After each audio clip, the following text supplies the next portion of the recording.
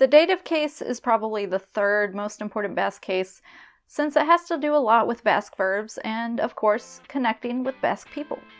So, learning dative noun forms and when they happen is probably a good idea. Hi, I'm Shanna, and this is Basque Berserk. Most notably, the dative form is used in the infamous nor nori and nor nori nort verb formations. Like anyone starting to learn Basque can figure out what those mean. Forget about those.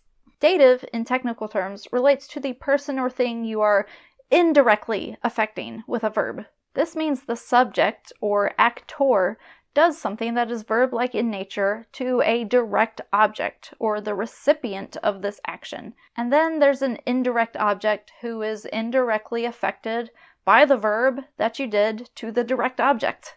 Does that make sense? Yeah, this is a bit heavy grammar if you're not familiar with case systems. Imagine, if you will, that we're going on a date. I make a call to you. I ask a question to you. Can I buy flowers for you? Then I give the flowers to you. Then I say, I like you to you. And for the sake of any children watching, that's the end of our date. Dative. The dative case often means to something, but it can also mean for something, and it can sometimes translate as from something, or it can not translate as anything at all. First, let's look at pronouns in the dative case. Ni, niri, neri, ura, ari, gu, guri, su, suri, suek, suei, aiek, aiei. Now, while these pronouns are good to know because you will see them, they often disappear from sentences because basically you can find the verbal agreement within the verb form itself. Dative forms are often implicit or left out of the sentence because the verb just automatically tells the listener what the speaker is talking about. They include a sort of dativeness within them, but that's another video. The Basque dative case is really quite simple to form for nouns. All definite singular nouns, such as the thing, add the definite suffix a. Then they add the suffix ri. It doesn't matter if they end in a vowel or a consonant. They all end in a-r-i, except for nouns ending in a, where the a just kind of absorbs into the next a. So it's just a-r-i. And nouns ending in r double the r before the letter a. It also doesn't change the suffix if a noun is animate, a living thing, or inanimate, a non-living thing. Neska, neskari, eche, echeari, ocho, ochoari, gizon, gizonari, mutil, mutilari, mach, machari, chakur, chakurrari.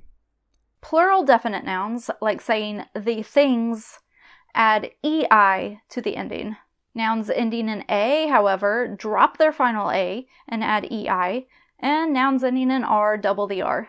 Neska, neskei, eche, echei, ocho, ochoei, gizon, gizonei, mutil, mutilei, mach, machei, chakur, chakurrei.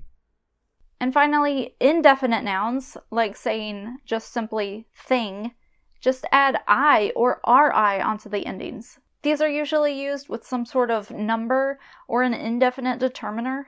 Only add RI to nouns that end in vowels, and add I to nouns that end in consonants. Nouns ending in R double the R. Yeah, you know. Neska, neskari, eche, echeri, ocho, ochori, gizon, gizoni, mutil, mutili, mach, machi, chakur, chakurri. Yeah, nouns ending in A can get confusing if you can't tell definite the girl from indefinite girl. It really just depends on context and maybe the use of indefinite determiners. Proper nouns in the dative follow the same pattern as indefinite nouns. It's that simple. Pello, pellori, Mikel, Mikeli. Ander. Anderri. Even when a common noun is used as a name, it should take the indefinite form always. Itxaso. Itxasori. Zuaitz. Zuaitzi. Maite. Maiteri. Now, a little bit about verbs. Some common verbs can often cause the noun to take the dative case. This also causes the auxiliary verb isan to shift into its dative forms. You know, those scary nor nori and nor nori nork conjugations. Don't worry, we won't go into those in this video. Txakurrari eman diot. I gave it to the dog. Hau esan dizut. I've said this to you. Dirurik utzi didazu. Have you left me any money? Now, most verbs that can create a dative situation don't always have to. Obviously, this depends on if the indirect object is mentioned or implied in the sentence at all. For instance, you can say, I gave the gift without saying to whom. In this case, you just use transitive isan, and there's no dative forms to worry about. There are no nouns or pronouns to take the dative case, and no dative forms of auxiliary isan. But if you do decide to put the dative into the sentence, like to or for whom you're doing something, it is better to use dative. Some verbs use regular transitive isan or dative transitive isan based on what they mean or how you use them. Some verbs take regular transitive isan in the northern part of the Basque Country and dative transitive isan in the southern part. This may not change the meaning though. These are all various things that you will have to take into account. But you can figure this out better by looking up verbs in the dictionary. If the entry for the verb includes do or dio, that means it can take transitive isan or dative transitive isan. Like I said, some verbs take both based on meaning, and some verbs use one or the other based on region. For now, work on your dative forms of nouns and pronouns, and you'll be able to recognize the dative form in no time. Thanks for watching. Agur!